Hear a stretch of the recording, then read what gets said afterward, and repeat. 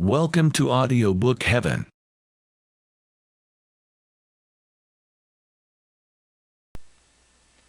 Dream Psychology by Sigmund Freud. Translated by M. D. Eder. Section 5. Sex in Dreams. The more one is occupied with the solution of dreams, the more willing one must become to acknowledge that the majority of the dreams of adults treat of sexual material and give expression to erotic wishes. Only one who really analyzes dreams, that is to say, who pushes forward from their manifest content to the latent dream thoughts, can form an opinion on this subject. Never the person who is satisfied with registering the manifest content, as for example, Nake in his works on sexual dreams. Let us recognize at once that this fact is not to be wondered at, but that it is in complete harmony with the fundamental assumptions of dream explanation. No other impulse has had to undergo so much suppression from the time of childhood as the sex impulse in its numerous components. From no other impulse have survived so many and such intense unconscious wishes, which now act in the sleeping state in such a manner as to produce dreams. In dream interpretation, this significance of sexual complexes must never be forgotten, nor must they, of course, be exaggerated to the point of being considered exclusive. Of many dreams it can be ascertained by a careful interpretation that they are even to be taken bisexually, inasmuch as they result in an irrefutable secondary interpretation, in which they realize homosexual feelings, that is, feelings that are common to the normal sexual activity of the dreaming person. But that all dreams are to be interpreted bisexually seems to me to be a generalization as indemonstrable as it is improbable, which I should not like to support. Above all, I should not know how to dispose of the apparent fact that there are many dreams satisfying other than, in the widest sense, erotic needs, as dreams of hunger, thirst, convenience, etc. Likewise, the similar assertions, that behind every dream one finds the death sentence, Stekel, and that every dream shows a continuation from the feminine to the masculine line, Adler, seem to me to proceed far beyond what is admissible in the interpretation of dreams. We have already asserted elsewhere that dreams which are conspicuously innocent invariably embody coarse erotic wishes, and we might confirm this by means of numerous fresh examples. But many dreams which appear indifferent, and which would never be suspected of any particular significance, can be traced back, after analysis, to unmistakably sexual wish-feelings, which are often of an unexpected nature. For example, who would suspect a sexual wish in the following dream, until the interpretation had been worked out? The dreamer relates: "Between two stately palaces stands a little house, receding somewhat, whose doors are closed. My wife leads me a little way along the street, up to the little house, and pushes in the door, and then I slip quickly and easily into the interior of a courtyard that slants obliquely upwards." Any one who has had experience in the translating of dreams will, of course, immediately perceive that penetrating into narrow spaces and opening locked doors belong to the commonest sexual symbolism, and will easily find in this dream a representation of attempted coition from behind, between the two stately buttocks of the female body. The narrow slanting passage is of course the vagina. The assistance attributed to the wife of the dreamer requires the interpretation that in reality it is only consideration for the wife which is responsible for the detention from such an attempt. Moreover, inquiry shows that on the previous day a young girl had entered the household of the dreamer who had pleased him, and who had given him the impression that she would not be altogether opposed to an approach of this sort. The little house between the two palaces is taken from a reminiscence of the Hradschin in Prague, and thus points again to the girl who is a native of that city. If with my patients I emphasize the frequency of the Oedipus dream, of having sexual intercourse with one's mother, I get the answer, "I cannot remember such a dream." Immediately afterwards, however, there arises the recollection of another disguised and indifferent dream, which has been dreamed repeatedly by the patient, and the analysis shows it to be a dream of this same content, that is, another Oedipus dream. I can assure the reader that veiled dreams of sexual intercourse with the mother are a great deal more frequent than open ones to the same effect. There are dreams about landscapes and localities in which emphasis is always laid upon the assurance, "I have been there before." In this case the locality is always the genital organ of the mother. It can indeed be asserted with such certainty of no other locality that one has been there before. A large number of dreams, often full of fear, which are concerned with passing through narrow spaces or with staying in the water, are based upon fancies about the embryonic life, about the sojourn in the mother's womb, and about the act of birth. The following is the dream of a young man who in his fancy has already, while an embryo, taken advantage of his opportunity to spy upon an act of coition between his parents. He is in a deep shaft, in which there is a window, as in the Semmering tunnel. At first he sees an empty landscape through this window, and then he composes a picture into it, which is immediately at hand, and which fills out the empty space. The picture represents a field which is being thoroughly harrowed by an implement, and the delightful air, the accompanying idea of hard work, and the bluish-black clods of earth make a pleasant impression. He then goes on and sees a primary school opened, and he is surprised that so much attention is devoted in it to the sexual feelings of the child, which makes him think of me. Here is a pretty water dream of a female patient, which was turned to extraordinary account in the course of treatment. At her summer resort at the lake, she hurls herself into the dark water at a place where the pale moon is reflected in the water. Dreams of this sort are parturition dreams. Their interpretation is accomplished by reversing the fact reported in the manifest dream content. Thus, instead of throwing one's self into the water, read coming out of the water, that is, being born. The place from which one is born is recognized if one thinks of the bad sense of the French la lune. The pale moon thus becomes the white "bottom" popo, which the child soon recognizes as the place from which it came. Now what can be the meaning of the patient's wishing to be born at her summer resort? I asked the dreamer this, and she answered without hesitation, "Hasn't the treatment made me as though I were born again?" Thus the dream becomes an invitation to continue the cure at this summer resort, that is, to visit her there. Perhaps it also contains a very bashful allusion to the wish to become a mother herself.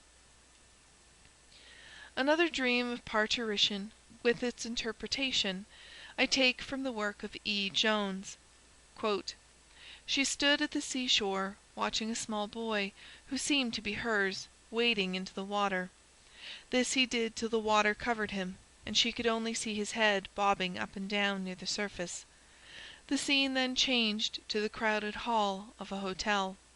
Her husband left her, and she entered into conversation with a stranger."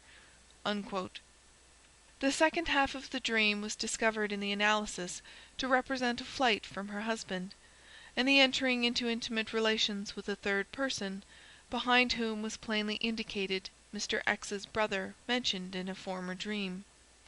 The first part of the dream was a fairly evident birth fantasy. In dreams as in mythology, the delivery of a child from the uterine waters is commonly presented by distortion as the entry of the child into water. Among many others, the births of Adonis, Osiris, Moses, and Bacchus are well-known illustrations of this. The bobbing up and down of the head in the water at once recalled to the patient the sensation of quickening she had experienced in her only pregnancy. Thinking of the boy going into the water, induced a reverie in which she saw herself taking him out of the water, carrying him into the nursery, washing him and dressing him, and installing him in her household. The second half of the dream, therefore, represents thoughts concerning the elopement which belong to the first half of the underlying latent content. The first half of the dream corresponded with the second half of the latent content, the birth fantasy. In the first half the child entered the water, and then his head bobbed. In the underlying dream thoughts, first the quickening occurred, and then the child left the water, a double inversion. In the second half her husband left her. In the dream thoughts she left her husband. Another parturition dream is related by Abraham of a young woman looking forward to her first confinement. From a place in the floor of the house, a subterranean canal leads directly into the water. Parturition path, amniotic liquor. She lifts up a trap in the floor, and there immediately appears a creature dressed in a brownish fur, which almost resembles a seal. This creature changes into the young brother of the dreamer, to whom she has always stood in maternal relationship. Dreams of saving are connected with parturition dreams. To save, especially to save from the water, is equivalent to giving birth when dreamed by a woman. This sense is, however, modified when the dreamer is a man. Robbers, burglars at night, and ghosts, of which we are afraid before going to bed, and which occasionally even disturb our sleep, originate in one and the same childish reminiscence. They are the nightly visitors who have awakened the child to set it on the chamber so that it may not wet the bed, or have lifted the cover in order to see clearly how the child is holding its hands while sleeping. I have been able to induce an exact recollection of the nocturnal visitor in the analysis of some of these anxiety dreams. The robbers were always the father. The ghosts more probably corresponded to feminine persons with white nightgowns. When one has become familiar with the abundant use of symbolism for the representation of sexual material in dreams, one naturally raises the question whether there are not many of these symbols which appear, once and for all, with a firmly established significance like the signs in stenography, and one is tempted to compile a new dream book according to the cipher method. In this connection, it may be remarked that this symbol does not belong peculiarly to the dream, but rather to unconscious thinking, particularly that of the masses, and it is to be found in greater perfection in the folklore, in the myths, legends, and manners of speech, in the proverbial sayings, and in the current witticisms of a nation, than in its dreams. The dream takes advantage of this symbolism in order to give a disguised representation to its latent thoughts. Among the symbols which are used in this manner, there are, of course, many which regularly, or almost regularly, mean the same thing. Only it is necessary to keep in mind the curious plasticity of psychic material. Now and then, a symbol in the dream content may have to be interpreted, not symbolically, but according to its real meaning.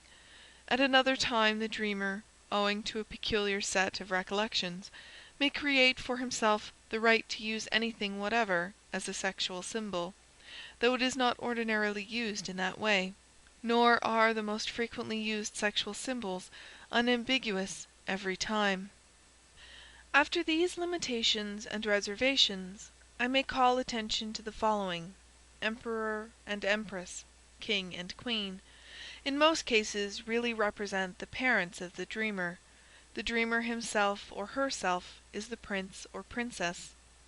All elongated objects, sticks, tree trunks, and umbrellas, on account of the stretching up which might be compared to an erection, all elongated and sharp weapons, knives, daggers, and pikes, are intended to represent the male member.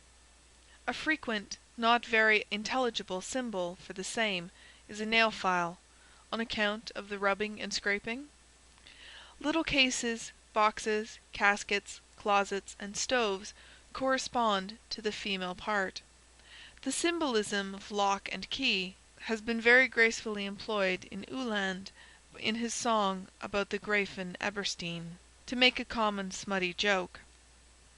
The dream of walking through a row of rooms is a brothel or harem dream. Staircases, ladders, and flights of stairs, or climbing on these, either upwards or downwards, are symbolic representations of the sexual act. Smooth walls over which one is climbing, facades of houses upon which one is letting oneself down, frequently under great anxiety correspond to the erect human body, and probably repeat in the dream reminiscences of the upward climbing of little children on their parents or foster parents. Smooth walls are men. Often in a dream of anxiety, one is holding on firmly to some projection from a house. Tables, set tables, and boards are women, perhaps on account of the opposition which does away with the bodily contours. Since bed and board, mensa et thorus, constitute marriage, the former are often put for the latter in the dream, and as far as practicable, the sexual presentation complex is transposed to the eating complex. Of articles of dress, the woman's hat may frequently be definitely interpreted as the male genital. In dreams of men one often finds the cravat as a symbol for the penis. This indeed is not only because cravats hang down long, and are characteristic of the man, but also because one can select them at pleasure, a freedom which is prohibited by nature in the original of the symbol. Persons who make use of this symbol in the dream are very extravagant with cravats, and possess regular collections of them. All complicated machines and apparatus in dream are very probably genitals, in the description of which dream symbolism shows itself to be as tireless as the activity of wit. Likewise, many landscapes in dreams, especially with bridges or with wooded mountains, can be readily recognized as descriptions of the genitals. Finally, where one finds incomprehensible neologisms, one may think of combinations made up of components having a sexual significance. Children also in the dream often signify the genitals, as men and women are in the habit of fondly referring to their genital organ as their little one. As a very recent symbol of the male genital may be mentioned the flying machine, utilization of which is justified by its relation to flying, as well as occasionally by its form. To play with a little child, or to beat a little one, is often the dream's representation of onanism. A number of other symbols, in part not sufficiently verified, are given by Stekel, who illustrates them with examples. Right and left, according to him, are to be conceived in the dream in an ethical sense. The right way always signifies the road to righteousness, the left the one to crime. Thus the left may signify homosexuality, incest, and perversion, while the right signifies marriage, relations with a prostitute, etc. The meaning is always determined by the individual moral viewpoint of the dreamer." Unquote. Relatives in the dream generally play the role of genitals. Not to be able to catch up with a wagon is interpreted by Stekel as regret not to be able to come up to a difference in age. Baggage with which one travels is the burden of sin by which one is oppressed. Also numbers which frequently occur in the dream are assigned by Stekel a fixed symbolical meaning. But these interpretations seem neither sufficiently verified nor of general validity, although the interpretation in individual cases can generally be recognized as probable. In a recently published book by W. Stekel, Die Sprache des Traum, which I was unable to utilize, there is a list of the most common sexual symbols, the object of which is to prove that all sexual symbols can be bisexually used. He states, "Is there a symbol which, if in any way permitted by the phantasy, may not be used simultaneously in the masculine and feminine sense?" To be sure, the clause in parentheses takes away much of the absoluteness of this assertion, for this is not at all permitted by the phantasy. I do not, however, think it superfluous to state that in my experience Stekel's general statement has to give way to the recognition of a greater manifoldness.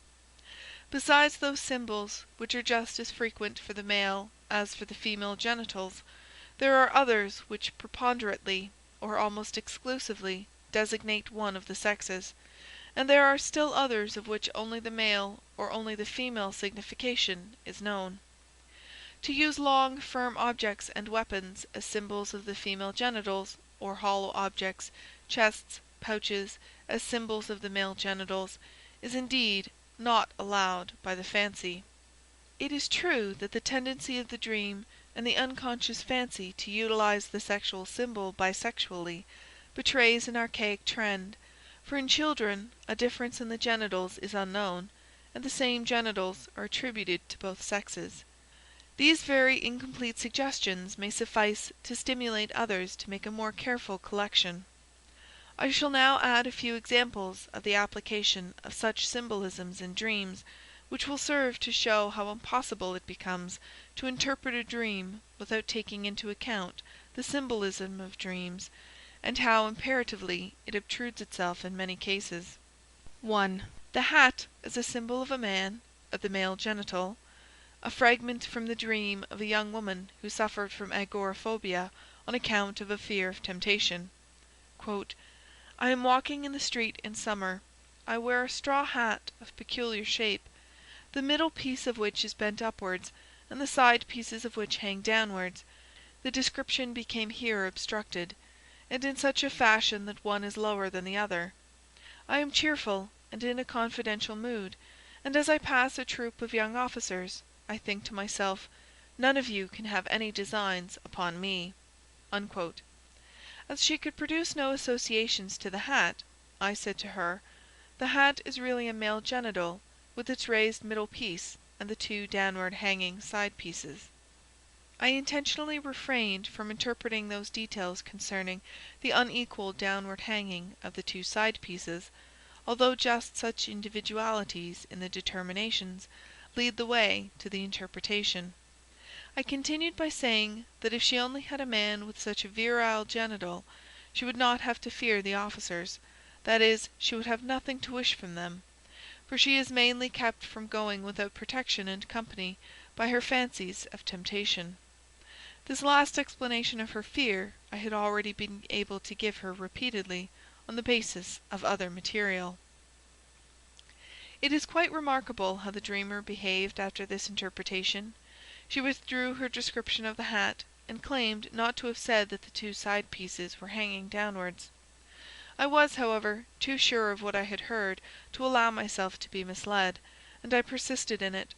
She was quiet for a while, and then found the courage to ask why it was that one of her husband's testicles was lower than the other, and whether it was the same in all men. With this, the peculiar detail of the hat was explained, and the whole interpretation was accepted by her. The hat symbol was familiar to me long before the patient related this dream. From other but less transparent cases, I believe that the hat may also be taken as a female genital. 2. The little one as the genital, to be run over as a symbol of sexual intercourse. Another dream of the same agoraphobic patient. Her mother sends away her little daughter so that she must go alone. She rides with her mother to the railroad, and sees her little one walking directly upon the tracks, so that she cannot avoid being run over. She hears the bones crackle. From this she experiences a feeling of discomfort, but no real horror. She then looks out through the car window to see whether the parts cannot be seen behind.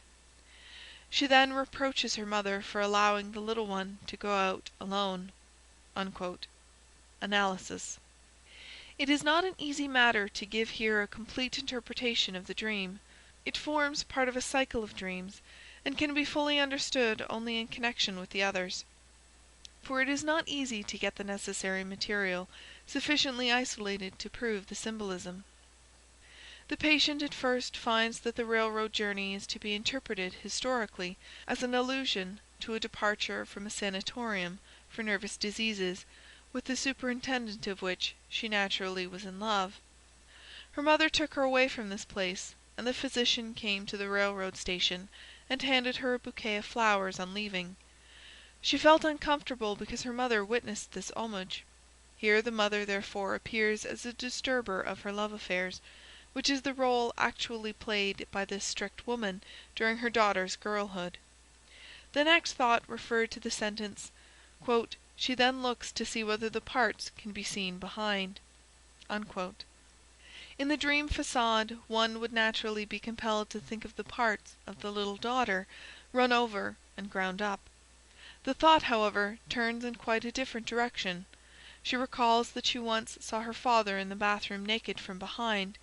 She then begins to talk about the sex differentiation, and asserts that in the man the genitals can be seen from behind, but in the woman they cannot. In this connection she now herself offers the interpretation that the little one is the genital, her little one (she has a 4-year-old daughter), her own genital. She reproaches her mother for wanting her to live as though she had no genital, and recognizes this reproach in the introductory sentence of the dream. The mother sends away her little one so that she must go alone. In her fantasy, going alone on the street signifies to have no man and no sexual relations. Quare equals to go together, and this she does not like. According to all her statements, she really suffered as a girl on account of the jealousy of her mother, because she showed a preference for her father. The little one has been noted as a symbol for the male or the female genitals by Stekel, who can refer in this connection to a very widespread usage of language. The deeper interpretation of this dream depends upon another dream of the same night in which the dreamer identifies herself with a brother. She was a tomboy, and was always being told that she should have been born a boy. This identification with the brother shows with special clearness that the little one signifies the genital. The mother threatened her with castration, which could only be understood as a punishment for playing with the parts, and the identification, therefore, shows that she herself had masturbated as a child, though this fact she now retained only in memory concerning her brother. An early knowledge of the male genital, which she later lost, she must have acquired at that time, according to the assertions of this second dream. Moreover, the second dream points to the infantile sexual theory that girls originate from boys through castration. After I had told her of this childish belief, she at once confirmed it with an anecdote in which the boy asks the girl, "Was it cut off?" To which the girl replied, "No, it's always been so." The sending away of the little one, of the genital, in the first dream therefore also refers to the threatened castration. Finally, she blames her mother for not having been born a boy. That "being run over" symbolizes sexual intercourse would not be evident from this dream if we were not sure of it from many other sources. 3. Representation of a genital by structures, stairways, and shafts.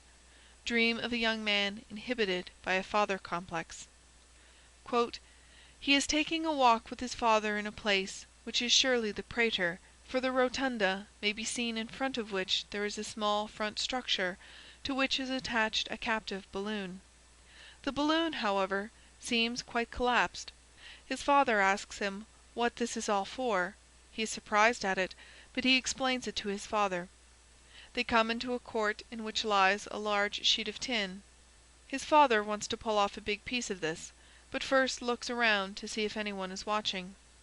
He tells his father that all he needs to do is to speak to the watchman, and then he can take without any further difficulty as much as he wants to. From this court a stairway leads down into a shaft, the walls of which are softly upholstered, something like a leather pocket-book. At the end of this shaft there is a longer platform, and then a new shaft begins. Analysis. This dream belongs to a type of patient which is not favorable from a therapeutic point of view. They follow in the analysis without offering any resistances whatever up to a certain point, but from that point on they remain almost inaccessible. This dream he almost analyzed himself. "The rotunda," he said, "is my genital, the captive balloon in front is my penis, about the weakness of which I have worried." We must, however, interpret in greater detail. The rotunda is the buttock, which is regularly associated by the child with the genital. The smaller front structure is the scrotum. In the dream, his father asks him what this is all for. That is, he asks him about the purpose and arrangement of the genitals. It is quite evident that this state of affairs should be turned around, and that he should be the questioner. As such a questioning on the side of the father has never taken place in reality, we must conceive the dream thought as a wish, or take it conditionally as follows: "If I had only asked my father for sexual enlightenment." The continuation of this thought we shall soon find in another place. The court in which the tin sheet is spread out is not to be conceived symbolically in the first instance, but originates from his father's place of business. For discretionary reasons I have inserted the tin for another material in which the father deals, without, however, changing anything in the verbal expression of the dream. The dreamer had entered his father's business, and had taken a terrible dislike to the questionable practices upon which profit mainly depends. Hence the continuation of the above dream thought, "If I had only asked him," would be, "He would have deceived me, just as he does his customers." For the pulling off, which serves to represent commercial dishonesty, the dreamer himself gives a second explanation, namely, onanism. This is not only entirely familiar to us, but agrees very well with the fact that the secrecy of onanism is expressed by its opposite, why one can do it quite openly. It, moreover, agrees entirely with our expectations that the onanistic activity is again put off on the father, just as was the questioning in the first scene of the dream. The shaft he at once interprets as the vagina by referring to the soft upholstering of the walls. That the act of coition in the vagina is described as a going down, instead of in the usual way as a going up, I have also found true in other instances.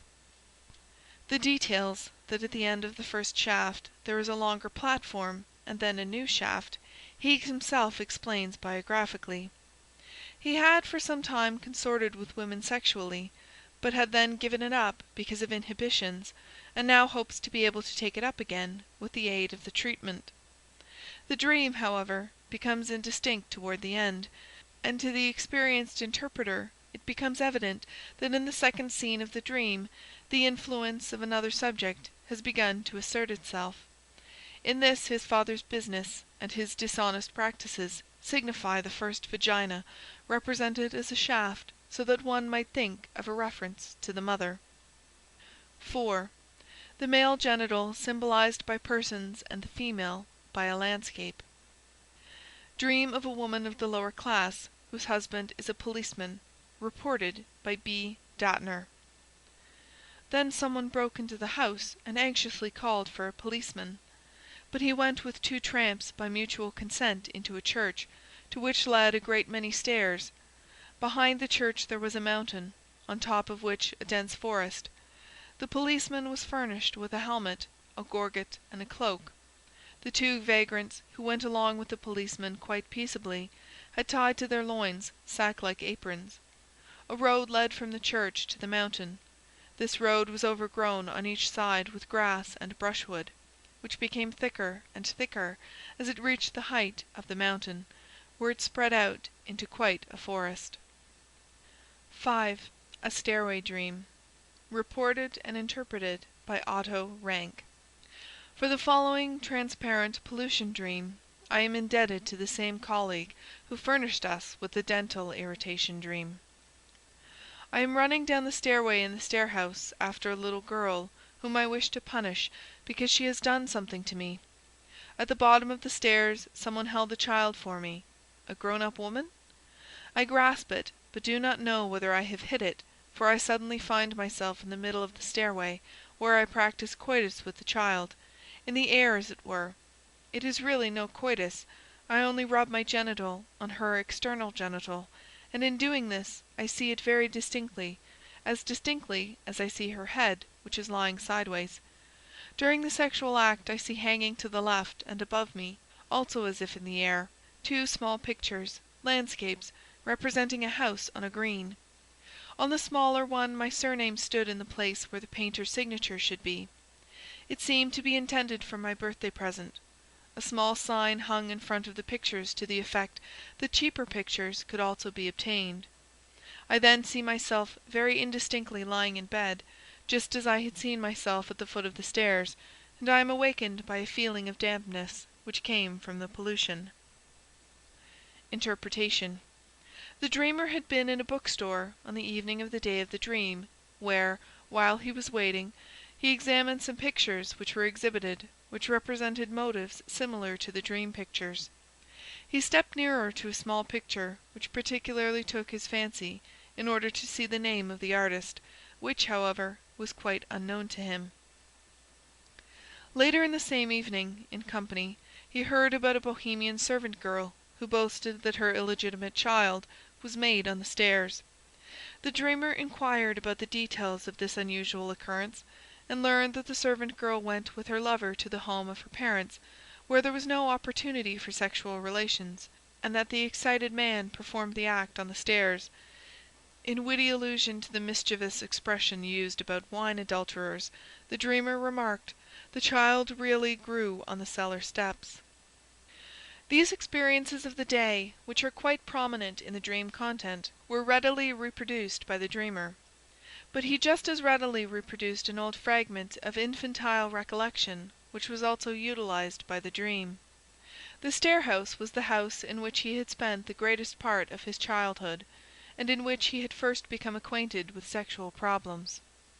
In this house he used, among other things, to slide down the banister astride, which caused him to become sexually excited. In the dream he also comes down the stairs very rapidly, so rapidly that, according to his own distinct assertions, he hardly touched the individual stairs, but rather flew, or slid down, as we used to say. Upon reference to this infantile experience, the beginning of the dream seems to represent the factor of sexual excitement.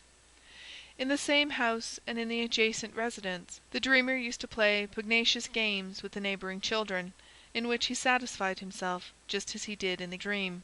If one recalls from Freud's investigation of sexual symbolism that in the dream stairs or climbing stairs almost regularly symbolizes coitus, the dream becomes clear. Its motive power, as well as its effect, as is shown by the pollution, is of a purely libidinous nature. Sexual excitement became aroused during the sleeping state. In the dream, this is represented by the rapid running or sliding down the stairs, and the sadistic thread in this is, on the basis of the pugnacious playing, indicated in the pursuing and overcoming of the child. The libidinous excitement becomes enhanced and urges to sexual action, represented in the dream by the grasping of the child and the conveyance of it to the middle of the stairway. Up to this point, the dream would be one of pure sexual symbolism, and obscure for the unpracticed dream interpreter. But this symbolic gratification, which would have ensured undisturbed sleep, was not sufficient for the powerful libidinous excitement. The excitement leads to an orgasm, and thus the whole stairway symbolism is unmasked as a substitute for coitus. Freud lays stress on the rhythmical character of both actions, as one of the reasons for the sexual utilization of the stairway symbolism, and this dream especially seems to corroborate this, for, according to the express assertion of the dreamer, the rhythm of a sexual act was the most pronounced feature in the whole dream. Still another remark concerning the two pictures, which, aside from their real significance, also have the value of Weibsbilder, literally woman pictures, but idiomatically women. This is at once shown by the fact that the dream deals with a big and a little picture, just as the dream content presents a big, grown-up, and a little girl. That cheap pictures could also be obtained points to the prostitution complex, just as the dreamer's surname on the little picture and the thought that it was intended for his birthday point to the parent complex, to be born on the stairway, to be conceived in coitus.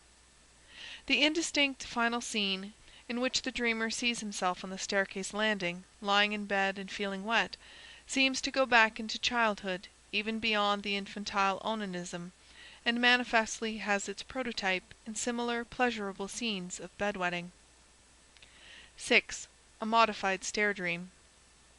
To one of my very nervous patients, who was an abstainer, whose fancy was fixed on his mother, and who repeatedly dreamed of climbing stairs accompanied by his mother, I once remarked that moderate masturbation would be less harmful to him than enforced abstinence.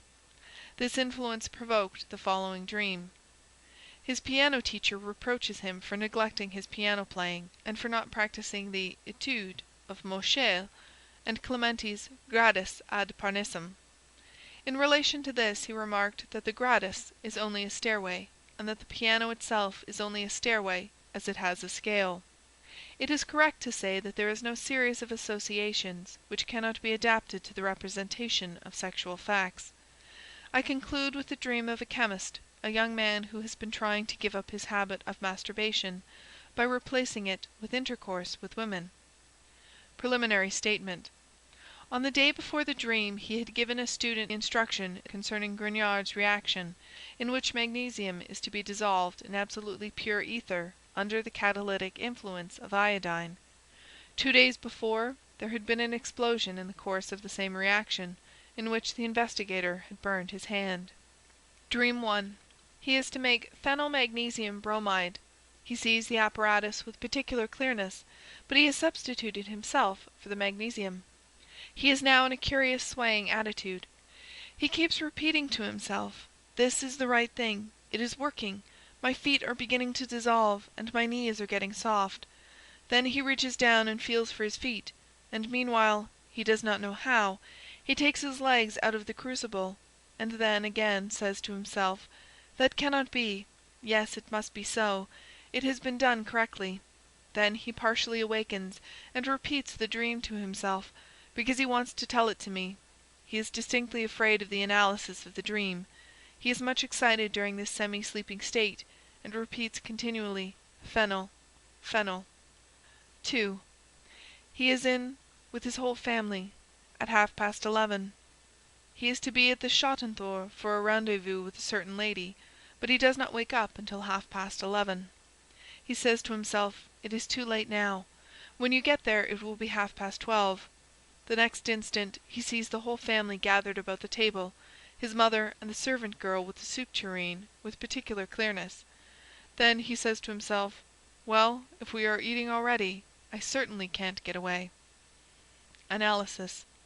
He feels sure that even the first dream contains a reference to the lady whom he is to meet at the rendezvous. The dream was dreamed during the night before the expected meeting. The student to whom he gave the instruction is a particularly unpleasant fellow. He had said to the chemist, "That isn't right," because the magnesium was still unaffected, and the latter answered as though he did not care anything about it, "It certainly isn't right." He himself must be this student. He is as indifferent towards his analysis as the student is towards his synthesis. The he in the dream, however, who accomplishes the operation, is myself. How unpleasant he must seem to me with his indifference towards the success achieved. Moreover, he is the material with which the analysis, synthesis, is made. For it is a question of the success of the treatment. The legs in the dream recall an impression of the previous evening. He met a lady at a dancing lesson whom he wished to conquer. He pressed her to him so closely that she once cried out. After he had stopped pressing against her legs, he felt her firm responding pressure against his lower thighs, as far as just above his knees, at the place mentioned in the dream. In this situation, then, the woman is the magnesium in the retort, which is at last working. He is feminine towards me, as he is masculine towards the woman. If it will work with the woman, the treatment will also work. Feeling and becoming aware of himself in the region of his knees refers to masturbation, and corresponds to his fatigue of the previous day. The rendezvous had actually been set up for 11:30. His wish to oversleep and to remain with his usual sexual objects, that is, with masturbation, corresponds with his resistance. End of section 5.